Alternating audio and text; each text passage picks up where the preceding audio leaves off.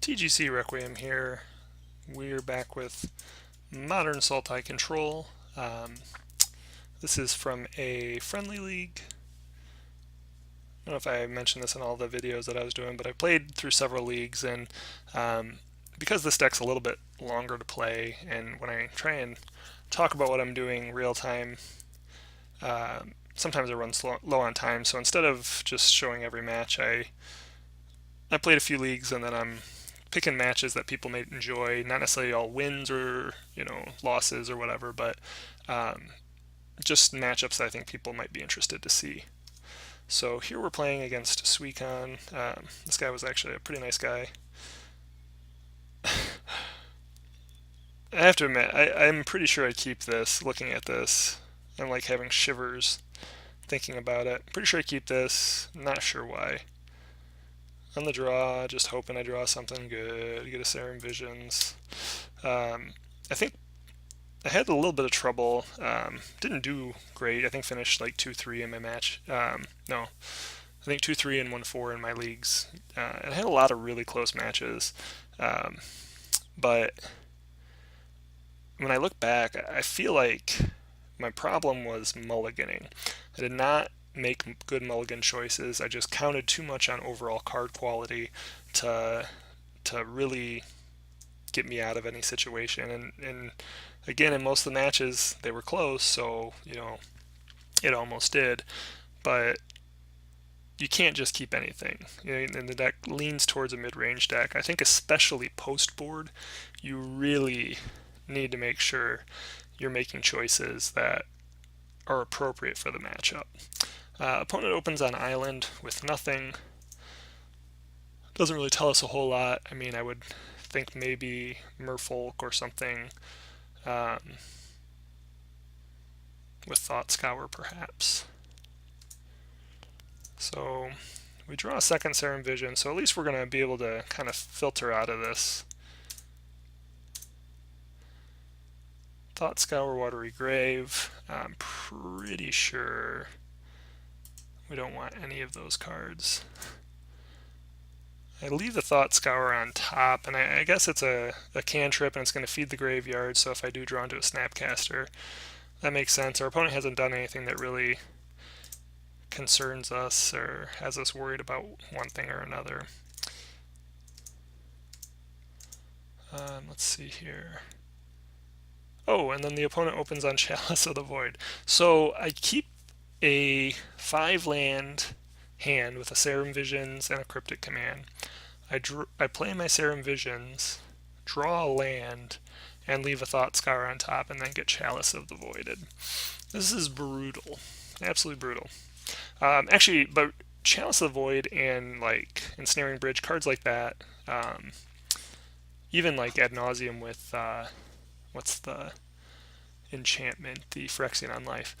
This is actually why I've gone back up to 2 Abrupt Decay in the main board instead of 1. I definitely think the Abrupt Decay's ability to handle permanence is important.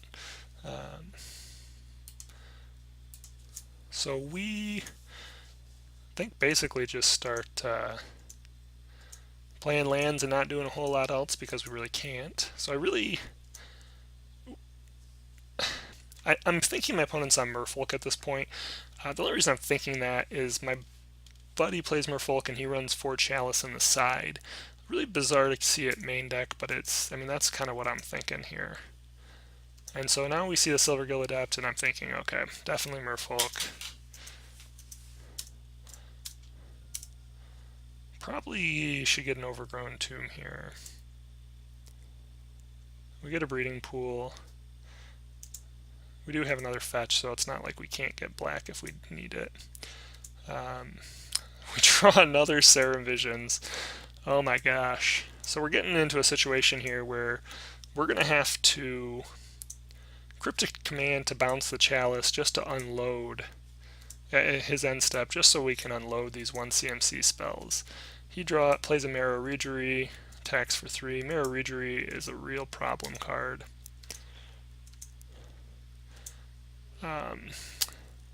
Probably crack the fetch here for an Overgrown Tomb, but really, I guess it doesn't matter. So if we don't crack the fetch, even if we draw a Fatal Push, we can't cast it with Chalice, so still may be worth holding on to it. Well, no, I guess it doesn't matter because we would have to draw. It would be too late. The game would be over. So we get our 4th land. We can play a Tarmogoyf here if we want to try and buy ourselves a little time, but really our goal is to Cryptic Command to bounce that Chalice. Now, he actually gives us a good opportunity here to counter a spell and bounce.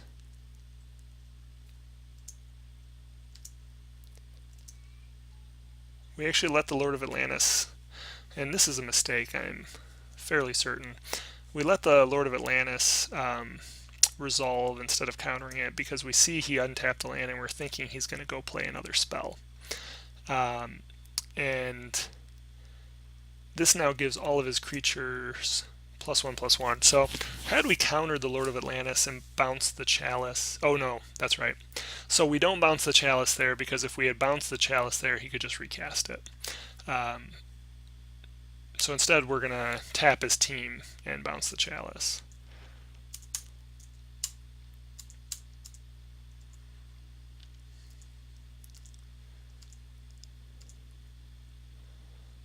Now we have an Abrupt Decay, so we actually have the ability to destroy the Chalice if needed.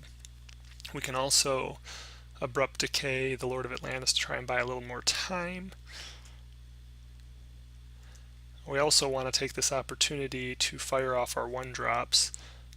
We don't have the ability to play, well, take that back. We could have actually played Breeding Pool and Tarmogoyf there, but our opponent has so many cards in hand, I'm not sure that it matters anyway. So I just try and, I think at this point, try and get to another Cryptic Command because we are woefully in need of cards.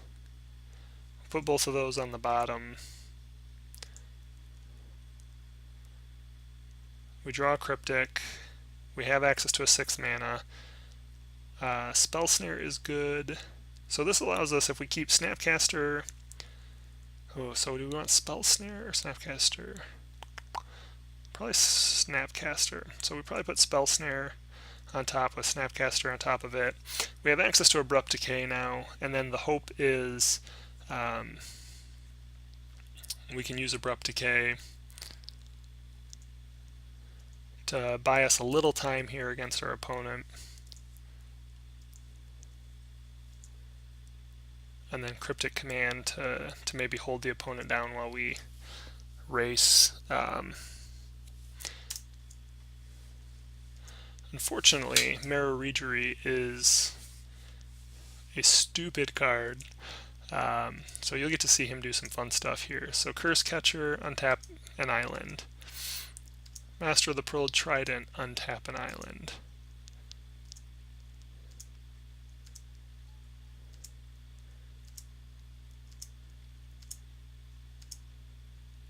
Chalice of the Void on 1. At which point we Abrupt Decay the Lord of Atlantis. So we only can get in for 7.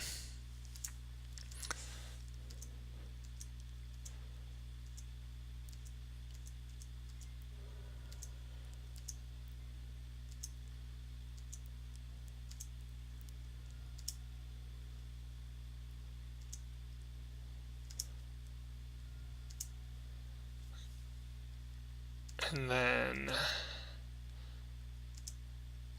we have to get to a point where we can race. So unfortunately, and I think this is probably wrong,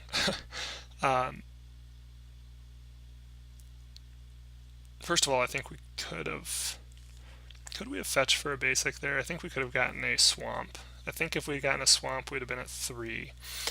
By playing the Tarmogoyf, we could potentially Snapcaster, Abrupt Decay, Master of the Pearl Trident, and block enough creatures where we could try and Cryptic, but we really need Snap Cryptic to... Yeah, I'm just trying to think through. I think by going for the Overgrown Tomb, even if we were to go Snapcaster Mage, we're done either way. So I think here we just go, okay, we got to counter this. No, because we're going to just tap his team, so we don't care. Spend all your mana. And then we tap his team. Now, I don't know that our opponent knows this, but if he moves to combat without activating Mutavault, and we tap his team, he could still then activate Mutavault after the fact and attack with it during the beginning of combat phase. There's a big hullabaloo about it in the Pro Tour, but I mean, that is the thing. Obviously, the issue is if I let him go to attacks without Mutavault, he can't activate it once he's in the attack step. But considering the fact that he's already attacking with 17 power, I don't think it really matters in this case for him. So we go to Cryptic Tap, and he curse catches it, and that's game one. So moving on to game two.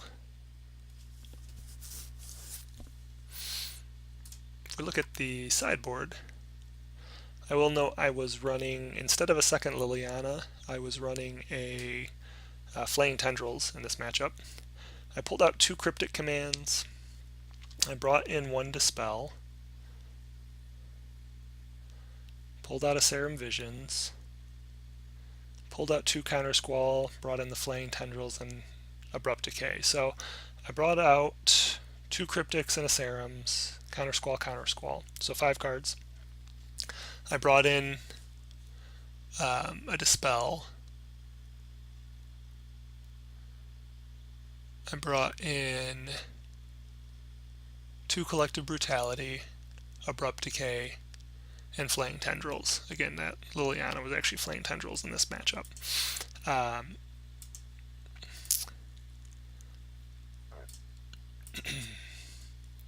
This time we're on the play.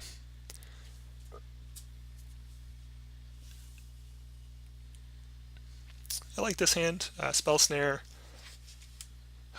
Excuse me. With the fetches, yeah, I think we're good here. Cryptic Command. We only have a couple of them, so it's alright.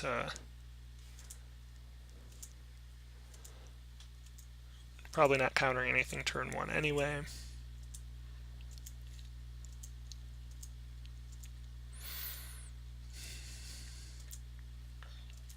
So I'm thinking maybe they don't play Aether Vials in this build with the Chalice of the Void.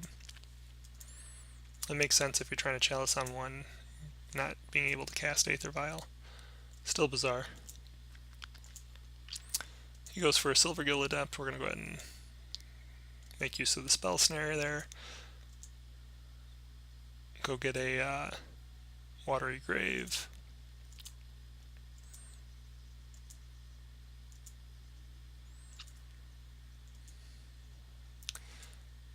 Probably just jamming Tarmogoyf. Okay, so actually I've got Snapcaster Spell Snare open. Since the deck is absolutely chock full of 2 CMC creatures and Chalice, it makes sense. Opponent doesn't do anything though, so we just go get another Watery Grave, Thought Scour, put some cards in the graveyard, and at draw step, our opponent flashes in Vendilion Click. So I actually talked to my buddy. I was telling him about this. I was like, this guy was playing Chalice in the main and Vendilion Click in the side. And I guess for Merfolk, this is kind of another take that's kind of popular right now, where especially because you have trouble against decks like Cheerios or whatnot, you don't have. I mean, that's part of why you're running the Chalices. But, you know, Affinity, there's lots of different decks, Storm, where, you know, you don't really have the interaction to fight them, I don't know, fairly, I guess. And so you use Chalice to fight them, and Vendilion Click gives you more ways to disrupt them, you know, and it's a good evasive threat. And so I guess this is a more popular I guess a way that Merfolk is evolving right now, so just to be aware. So he looks at my hand. I think before he looks at my hand, I just go ahead and kill him. Don't want to have to deal with racing a 3/1 flyer. And I'm thinking he takes the Cryptic. Yeah, he takes the Cryptic, gives us Fatal Push, and then at this point we're just going to go ahead and jam our Tarmogoyf.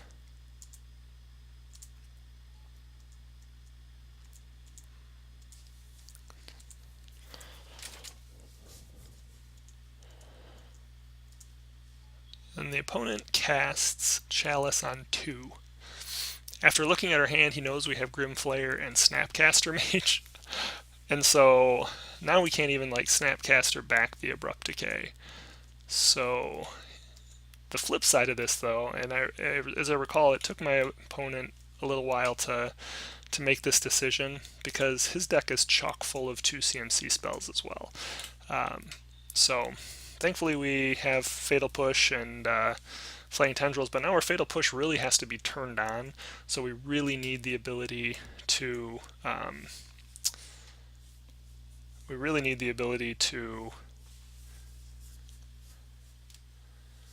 crack a fetch to, handle whatever creatures he's going to be playing. Unless he draws a Cavern of Souls, which, could get him out of the Chalice situation. So we start attacking with Tarmogoyf.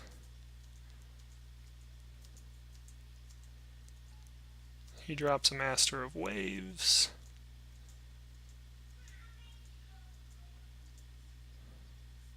So now we have a Misty Rainforest. We actually can crack the Misty and kill the Master of Waves. Before we do that, though, I actually just attack, because if he tries to chump, we're still kind of winning the race.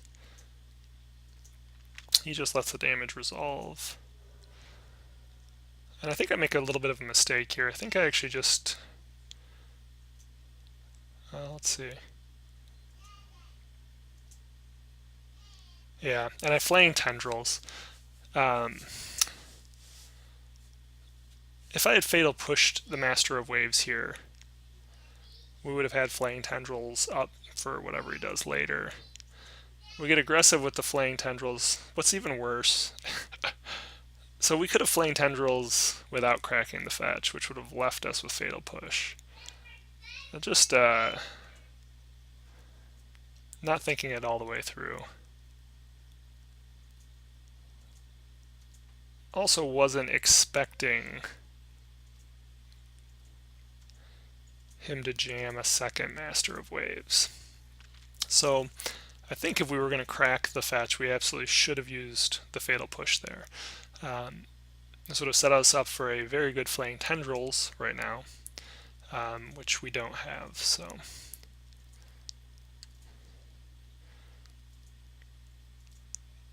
at this point, I think we thought Scour just to hopefully draw into something else. We hit a Tar Pit. At least that gives us another threat. 1, 2, 3, 4, 5, 6, 7. So we're losing the race now. However, if we just try and sit back and block, we're losing the race as well. So I think my thought here is we attack with the Tarmogoyf. If he ends up putting Curse Catcher and the 2 Elementals in front of the Tarmogoyf, then we're able to kill the Master of Waves. But I don't think he's going to do that, and really we're just hoping we draw into a fetch where we can crack it for the Fatal Push. So really, the Revolt mechanic requires some forethought.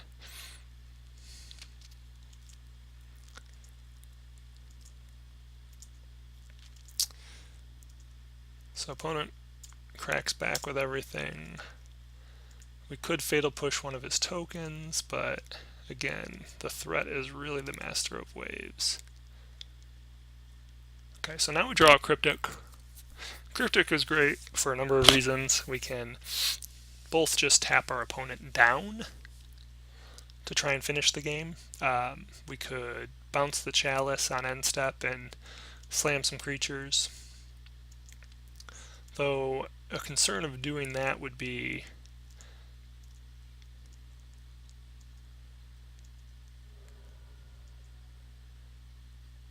that would allow our opponent to play his own lords, which give Island Walk, and then they would be unblockable. So definitely I think the tapping is the most important thing, possibly card draw. So he gets a Mirror Reejery, and at this point we're just like, okay, counter tap. Really probably rushed this a little bit.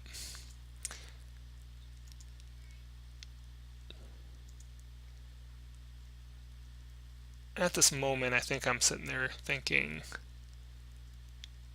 oh, actually, yeah. So we counter target spell and we return the Master of Waves to hand. That's a much better play. So what we did here is basically said, okay, well, you can't recast Master of Waves now. However, he had another land in hand, and basically just sticks it to me. So instead of tapping his team down and attacking for this turn, with the hope of hitting a fetch to Fatal Push, we instead have to use the Fatal Push now in the hopes of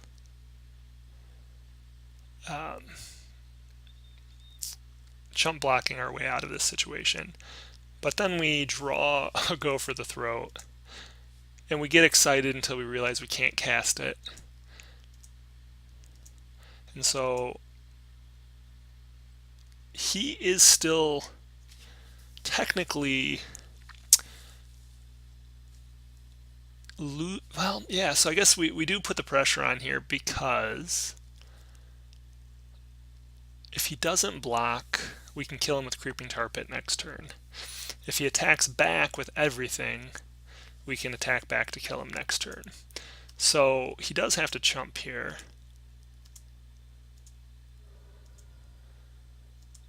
And he still can't attack back with everything.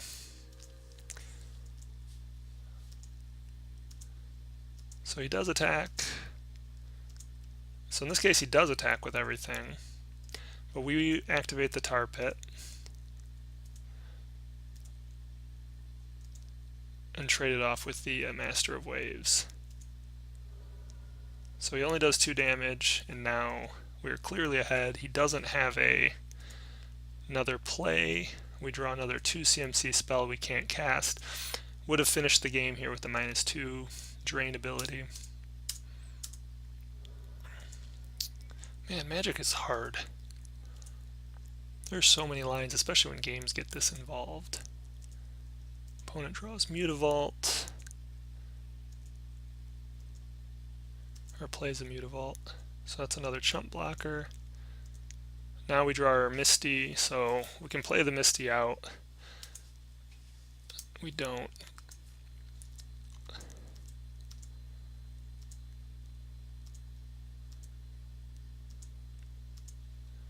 He trades off the Mutavault. Then we put the Misty out. Hopefully we don't crack it this time, since, you know, Fatal Push. And he doesn't draw anything. We finally get the win, turn 11.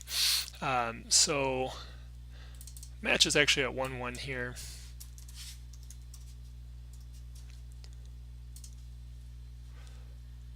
Go to the third game. Pretty sure the sideboard is the same.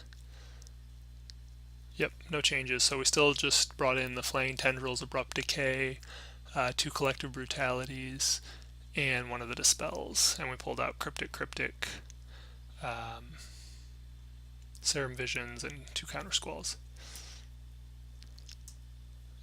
I don't know if that's correct. I think it's possible keeping the negates and counter squalls in, or at least bringing in negates in place of the counter squalls. Now that we've seen Chalice is something he plans to do sideboard as well, it's possible we just want to take out maybe a couple more Serum Visions. Since X1 seems to be his target, that's probably the better play. Something I'll keep in mind in case I run into this build in the future. This is a excellent hand, excellent mix of cards. especially considering he is probably looking to chalice us.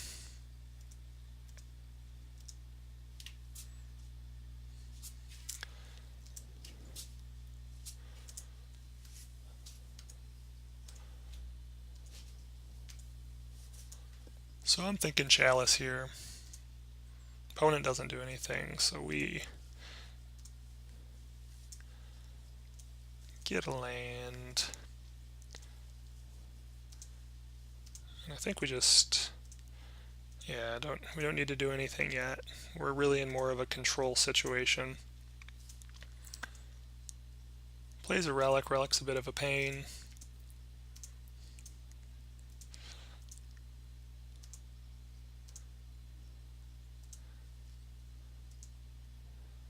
Play the tar pit.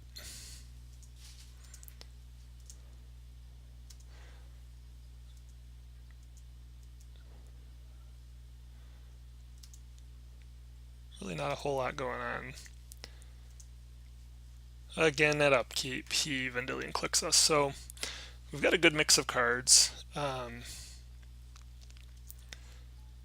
In response, I think we go for the Throat It.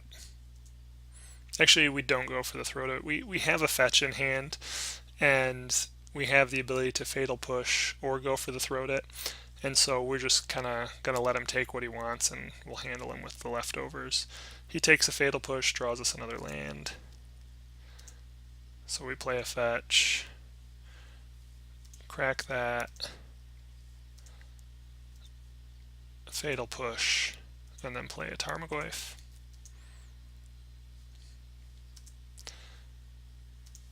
Now, unfortunately, the relic is going to keep our Tarmogoyf pretty small. But if we draw an Abrupt Decay, we can get rid of that relic. Opponent plays a Lord of Atlantis and a Chalice on 1. So that is actually not so bad. Leaves the go for the Throat open for us.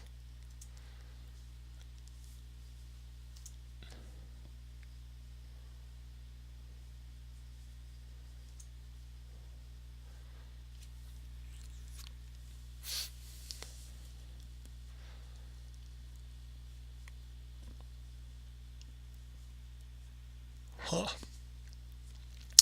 So we're kind of in a weird situation where, I mean, we could Fatal Push or Thought Scour to get counter to Chalice of the Void to make Tarmogoyf big enough to fight the Lord of Atlantis. We could even do both.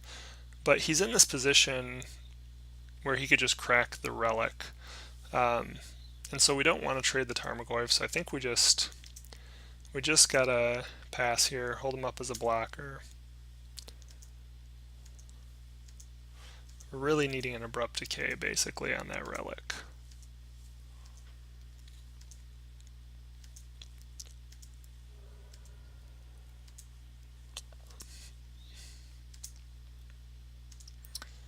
So we have a fetch that we can use with Fatal Push, but Fatal Push we can't cast without it going straight to the graveyard. So he's really just going to hold the relic over our heads. Now he's removed the Vendilion Click, so there are no cards in the graveyard. Flashes in a Harbinger. Fires up the Mutavault. Both Mutavaults.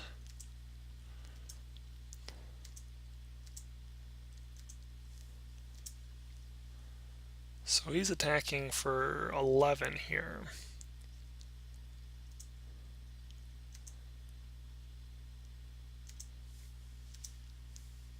We activate Creeping Tar Pit.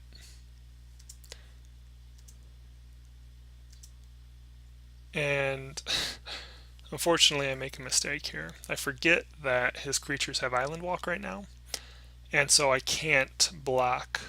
What I needed to do was crack the fetch, go for the Throat, the Lord of Atlantis, in the attack phase. Then they would no longer have Island Walk, at which point I could have activated Creeping Tar Pit and blocked one of the Mutavolts. That would have put us down to 2 damage, 4 damage total. But because of the island walk there and me not really thinking about that in advance, I moved one step too far. In my mind, I was thinking I could block one Mutavault, kill the other, but can't do that when you're in the block phase. So I end up just having to tap the Creeping Tar Pit to kill one of the Mutavaults.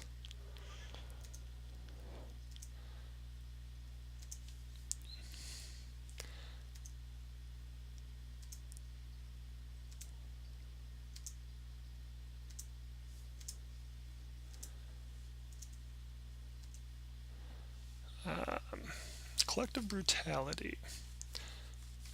So I think Collective Brutality is great here because we can obviously pitch Thought Scour and Fatal Push, but I'm a little worried about what he has. I guess, yeah, no, I think that's fine.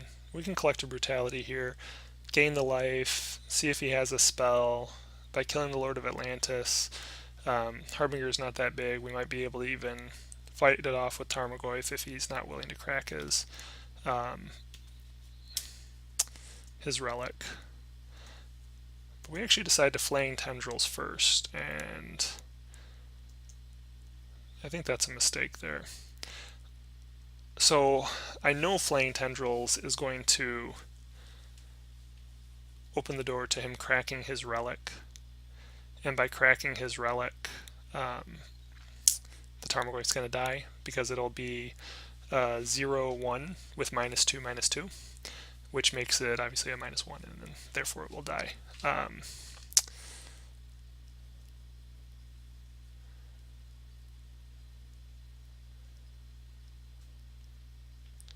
However, I guess if I go back to that though, if he were to have a Lord or draw a Lord in the next turn, however, he would have a Harbinger and a Mutavault that are able to attack for lethal. So actually that's not so bad. I can see the positives of both sides.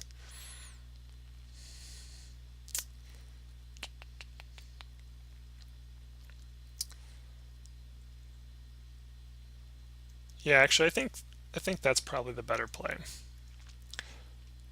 Unfortunately, we're kind of just boned either way. This relic has completely held us out of this game.